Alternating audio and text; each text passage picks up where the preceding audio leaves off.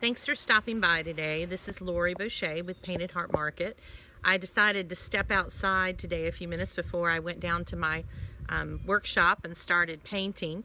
I sometimes forget to come out. I get so much fun and busy down there making things. So last night my husband reminded me how pretty the roses look. So I came out today to take a few minutes and peek at the flowers, and I just wanted to introduce the project that I'm going to be working on today.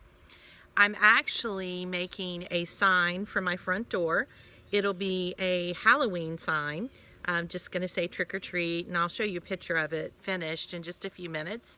I'm going to walk through in the video or videos created to how you can put this together yourself.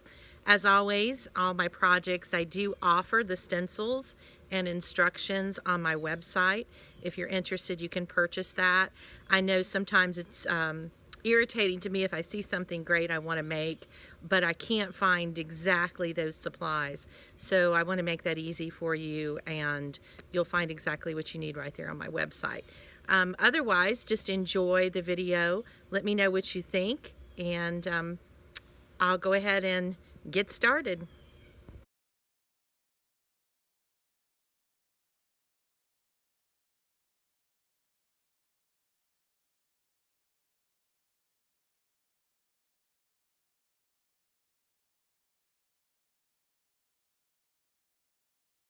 Thanks again for joining me. This is Lori Boucher with Painted Heart Market, and I'm going to begin my most recent project, which is a Halloween sign for my door.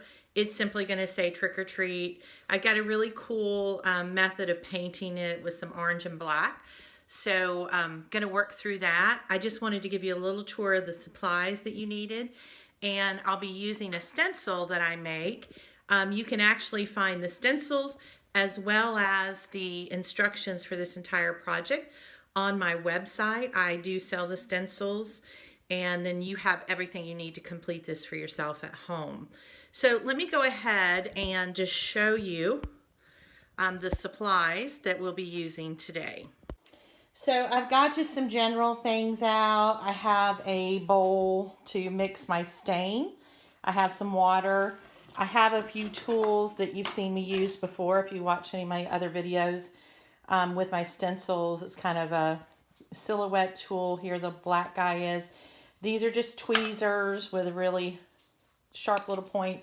And this is just this really cool pen. A friend made a decoration for me and had this pen in it. And I just love using it with my stencils, and it reminds me of her, so that's that. I also have some sandpaper, a couple of different grits in that. I have a bottle of orange paint. This happens to be called pumpkin orange.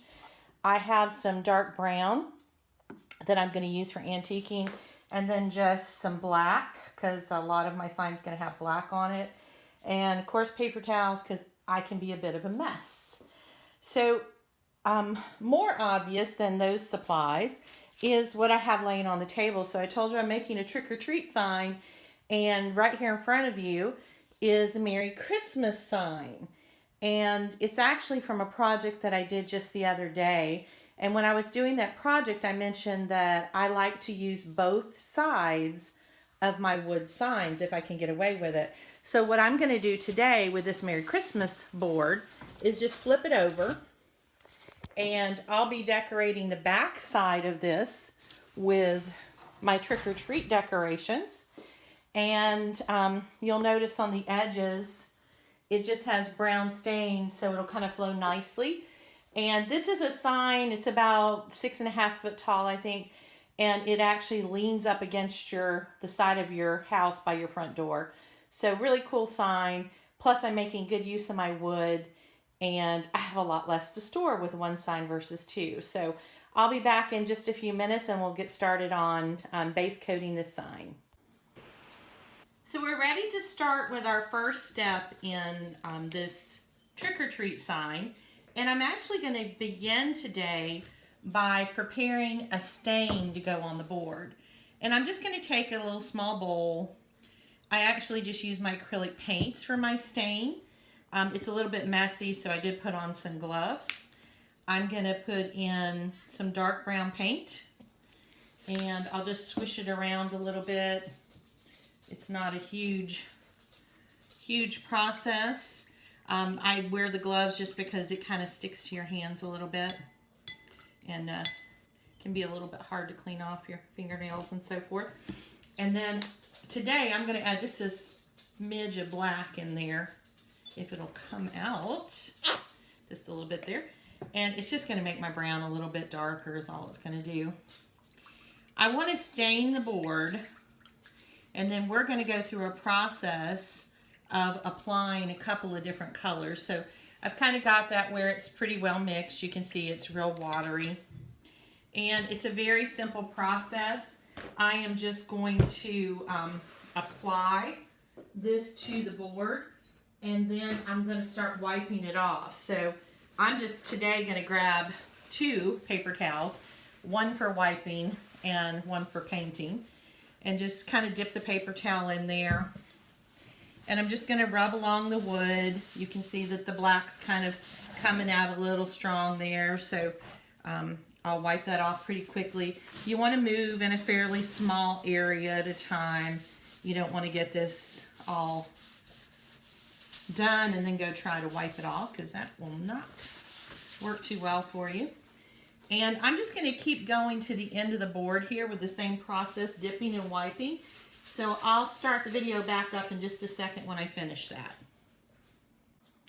The sign that we're going to make today is actually going to be black letters showing through orange, basically. So orange and black lettering, orange foreground. And then we'll have some sanding off areas where we'll also see some brown. So I'm going to start the painting process today with some black paint, and I'm just going to be rolling it on. No big deal. I'm just using a little smooth roller, and not so worried about getting completely to the edges, because I really want these edges to be a little bit rough. And we're going to do some sanding in a few minutes, and if I leave it kind of fuzzy on the edges, it'll be a little less work for me to get some of that wood back exposed. So I'm going to kind of lighten up my roll as I go around those edges, and I'm just going to work my way down, getting it covered. I do want it pretty solidly black in this middle section, like between here and here. That's where our letters are actually going to come from.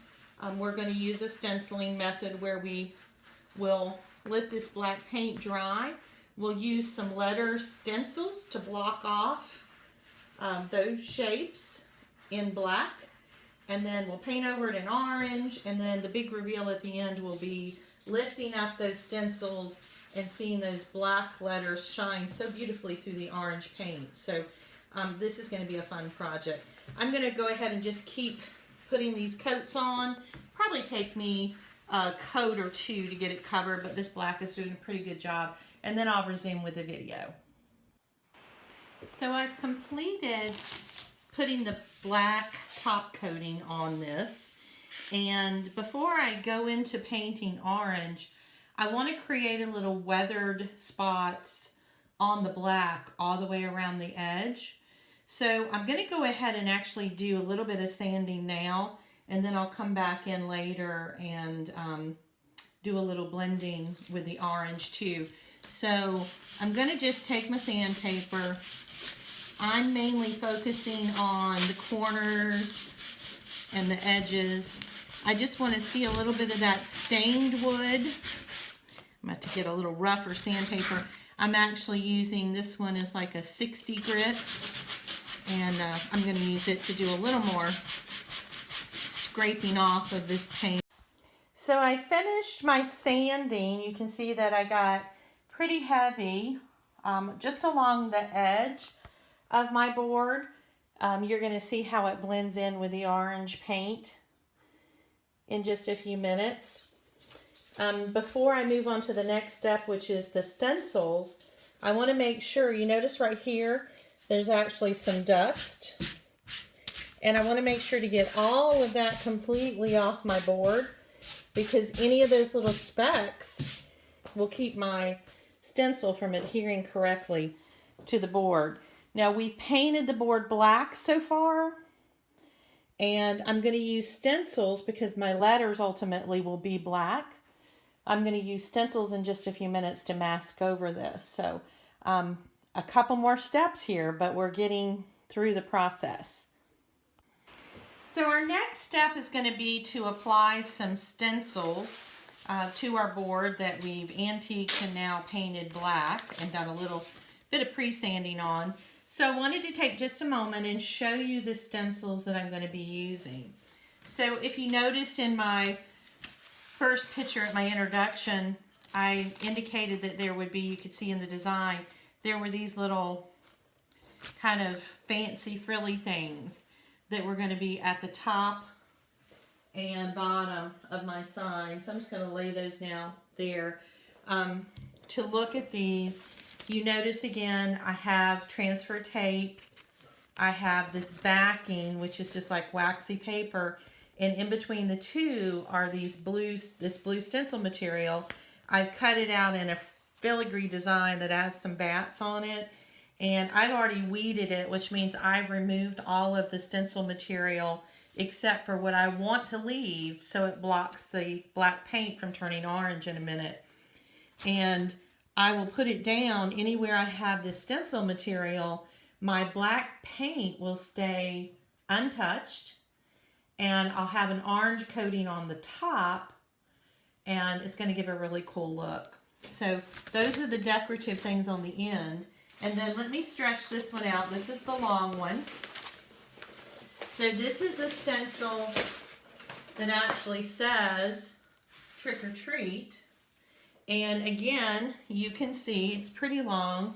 It's about 60 or so inches. I have my paper backing. I have my transfer tape, which is just clear sticky tape. And then I have these blue stencil letters underneath. And this is a process where I've already painted it black.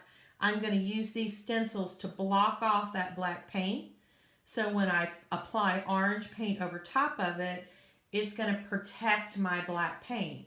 When I'm finished with the painting of the orange and I pull off these blue letters, then I'm going to see these nice sharp black letters shining through, and it'll look really cool. So these are the 3 stencils. As I mentioned before, the stencils I do make. I cut them myself, and they're on my own designs, and they will be available on my website, paintedheartmarket.com. You can purchase the stencils. It comes in one kit together for this project, and it'll also have detailed instructions with it, so you can look for that. I did want to point out on this particular long stencil, you notice there's one right here in the middle that's a little different.